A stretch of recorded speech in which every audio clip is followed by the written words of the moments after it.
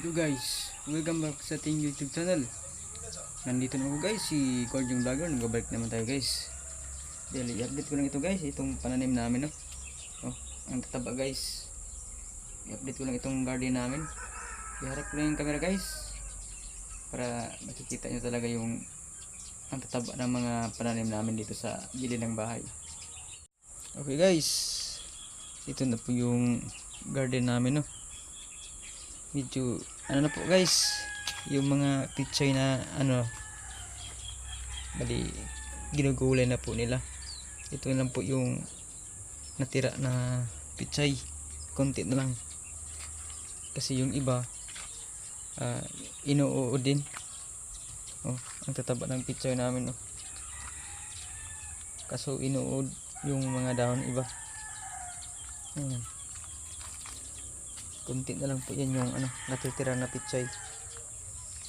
Ito po yung talong namin. Yan. Medyo mataba din. Yan. Tapos yung siling bell pepper. Matataba rin. Yan o. Yan. Tapos yung tanglad. Nabuhan na rin yung tanglad. Padamin na rin yan. Tapos yung sitaw. Guys is gumagapang na rin sa bagod. Ayan. Pamunga na rin yan guys. Mamumunga na rin. Medyo may nabulaklak na. Ayan.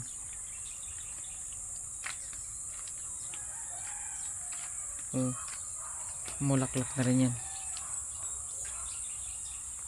Medyo pinagpawisan tayo ngayon guys no, kasi nagkamas tayo dito sa harapan. Ayan. Dilis ko na rin yung basura dyan. At saka naggawa ko ng kanal doon sa kabila. Labas tayo guys.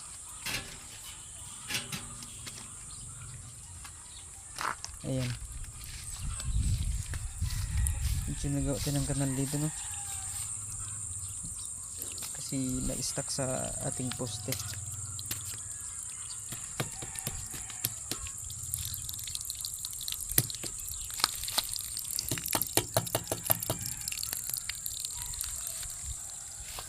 Yan.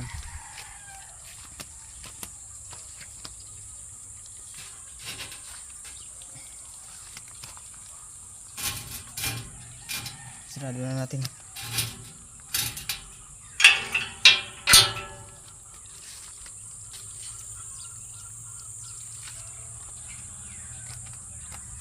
Ayun guys, yung okra natin na namumunga na. Mga bulaklak na. Yan o. Yan. Tapos yung mga kamatis natin namumunga na rin yung huling tanim. Yan.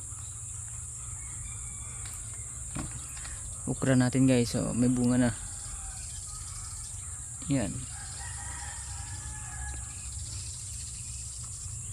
Tapos dito guys, grabing bulaklak ng kamatis Yan.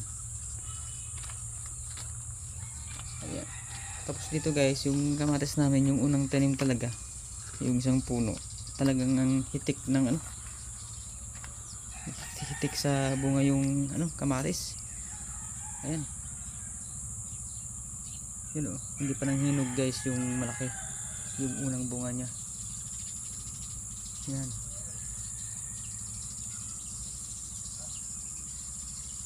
Ayan.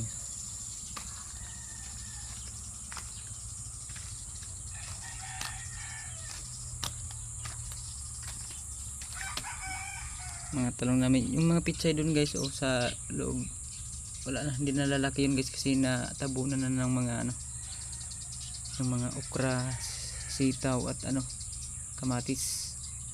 Hindi na lalaki, wala lang kwenta yun. Ito na lang dito guys sa sa labas. Medyo hindi ko tinaniman to ng ng mga kamatis sa bandang gilid lang yung kamatis. Ayan.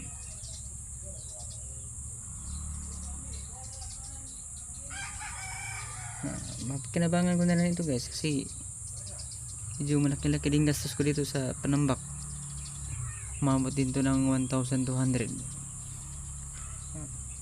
Nakakawala din ng stress guys na ano, marami kang pananim dito. Tsaka makatipid-tipid ka sa mga gulay. Hindi mo na kailangan bilhin sa palengke. Kasi may tanim ka na. Makatipid ka na. Diba?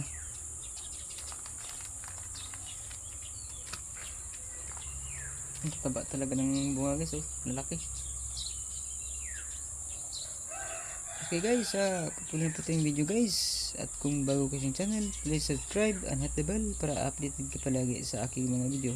Bye bye guys, God bless.